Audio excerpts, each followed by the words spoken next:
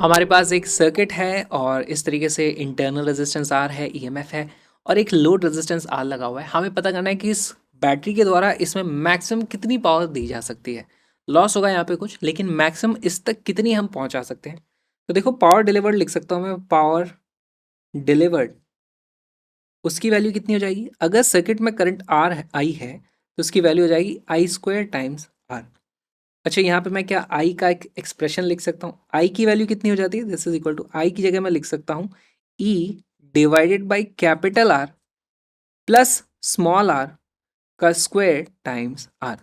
यहाँ पर मुझे एक चीज़ पता चल जाती है कि हमारी जो पावर है वो एक्चुअली एक फंक्शन ऑफ रेजिस्टेंस आर आ जाता है। देखो, अगर मैं आर की वैल्यू ज़ीरो रखूँ या आर की वैल्यू इनफाइनाइट रख दूँ, मेरे पास जो पावर की वैल्यू आती है, power delivered is equal to zero आ जाता है। देखो, इसकी वैल्यू कुछ भी रखो, जीरो रख दो तो भी जीरो है, इनफाइनाइट रख दो तो भी जीरो है। इसका मतलब हमारे पास बीच में कहीं मैक्सिमा आएगा और मैं पता करना चाहता हूँ मैक्सिमा की वैल्यू कब आ सकती है। For maxima what I am going to do, for maxima मुझे कर देना है D F divided by D R, उसकी वैल्यू कर देनी है जीरो। भाई इसको डिफ्रेंशिएट करो, इसमें ई की वैल्यू तो कांस्टेंट है तो उसको मैं लिख देता हूँ बाहर, E square as it is आ जाएगा।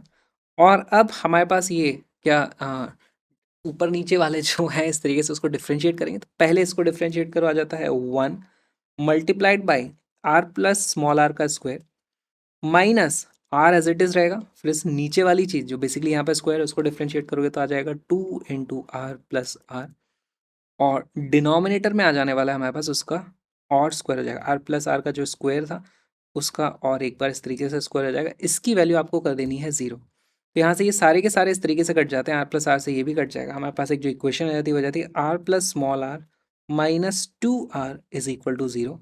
यहाँ से वैल्यू आ जाती है R is equal to small R for maximum power delivery. तो ये हमारे पास एक कंडीशन आ गई। अगर आपको किसी भी बैटरी से मैक्सिमम पावर खींचनी है तो आपका जो लोड रेजिस्टेंस है वो उसके इंटरनल रेजिस्टेंस के बराबर मैच कर दो, या वाइस वर्सा अगर आपको इसको मैक्सिमम पावर देनी है तो ऐसी बैटरी चुनो जिसका इंटरनल रेजिस्टेंस उससे मैच कर जाता हो।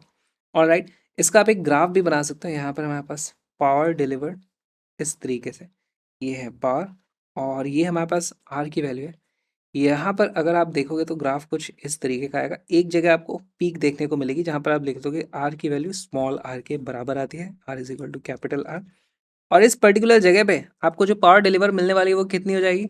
देखो, यहाँ पर यही वैल्यू रख दोगे तो इसकी वैल्यू हो जाएगी E square upon four R, हमारी वैल्यू हो जाएगी ना, is equal to P max.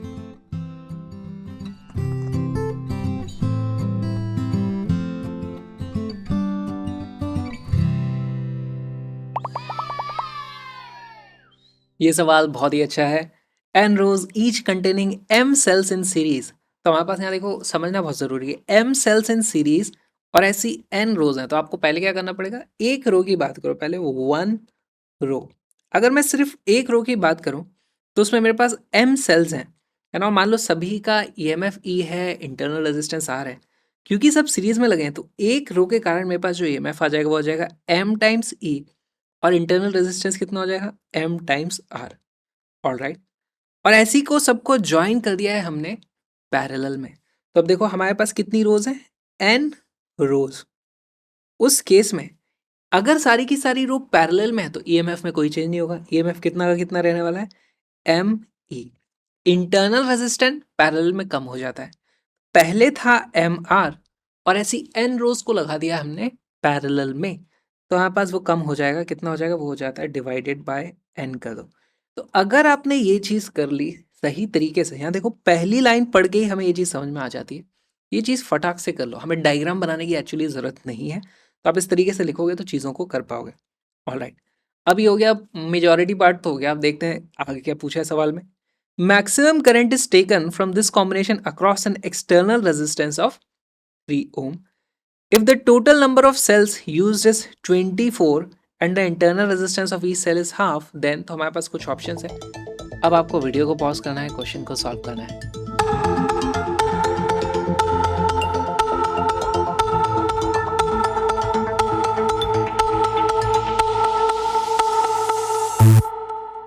इसका करेक्ट आंसर है सी। देखो कैसे है, इसमें सवाल बोला गया है कि the maximum current is taken from this combination across an external resistance of 3 ohm. Maximum current कब होता है? जब हमारे पास इंटरनल रेजिस्टेंस एक्सटर्नल रेजिस्टेंस के बराबर हो जाता है। इंटरनल रेजिस्टेंस इक्विवेलेंट के कितना है? m upon n times r। तो मैं लिख सकता हूं m divided by n into internal resistance कितना था? 0.5। इसकी वैल्यू कितनी दे रखी है हमें? 3 ओम के बराबर। यहां से मुझे पता चल जाता है m is equal to 6 times n। ये मेरे पास पहली इक्वेशन आ गई। एक्चुअली अगर मैं ऑप्शंस देखूं तो ऐसा मुझे एक ही ऑप्शन दिख रहा है, m is equal to 12, n is equal to 2। तो इसीलिए ऑप्शन सी मेरा करेक्ट आंसर हो जाता है। इतने में ही मेरा आंसर आ गया, लेकिन फिर भी हम आगे चलेंगे और पता करते हैं। If the total number of cells used is 24, तो इस चीज को मैं कैसे यूज कर सकता हूँ? अगर मेरे पास n रोज हैं और हर रो में m सेल हैं, टोटल नंबर ऑफ सेल्स कितने हो जाएंगे? m इंटू n, और उसकी वैल्यू कितनी आ जाती है? 24। ये है मेरे पास दूसरी इक्वेशन। यहाँ पे अगर आप दोनों इक्वेशन को डिवाइड कर दो, मान लो मैं 2 डिवाइडेड बाई 1 कर दूं, तो लेफ्ट हैंड साइड पे मेरे पास बचता है सिर्फ n, और राइट हैंड साइड पे बचता है मेरे पास 24 डिवाइडेड बाई 6n। यहाँ से वैल्यू मिल जाती है मेरे पास इस तरीके से, 6 4 ज़ा 24। एन स्क्वायर की वैल्यू आती है 4, यानी कि n की वैल्यू आ जाती है 2। और अगर n की वैल्यू 2 आ गई तो इसका मतलब m की वैल्यू आ जाती है मेरे पास 12। Option C becomes our correct answer. बहुत अच्छा सवाल था। ये चीज़ पढ़ के फटाक से आपको एक रो और n रो या m रो के लिए लिख देना चाहिए, और इक्विवेलेंट हमारे पास ओवरऑल जो आने वाला है EMF एंड इंटरनल रेजिस्टेंस वो लिखना आ जाएगा, तो आप चुटकियों में सवालों को सॉल्व कर सकते हो। ये जो छोटा सा वीडियो आपने देखा वो एक्चुअली एक बहुत ही छोटा सा पार्ट है एक छोटे से क्रैश कोर्स का। जी हाँ, link is in the description. उसमें हमने 40 दिन में 11th और 12th दोनों की फिजिक्स कंप्लीटली कवर कर ली है, एक भी टॉपिक नहीं छोड़ा है। तो उसको जरूर देखो, बहुत सारे क्वेश्चंस भी उसमें होते हैं। Link is in the description. Colourful notes की PDF भी आप डाउनलोड कर सकते हो जो एब्सोल्युटली फ्री है। पूरे के पूरे कोर्स के नोट्स कलरफुल हैं और सारे के सारे फ्री हैं, डाउनलोड कर सकते हो। Link is in the description. साथ में मेरे व्लॉगिंग चैनल को भी जरूर सब्सक्राइब करना। और अब मेरा पेन गिर गया है, मैं जा रहा हूँ। बाय बाय, हम मिलेंगे कल।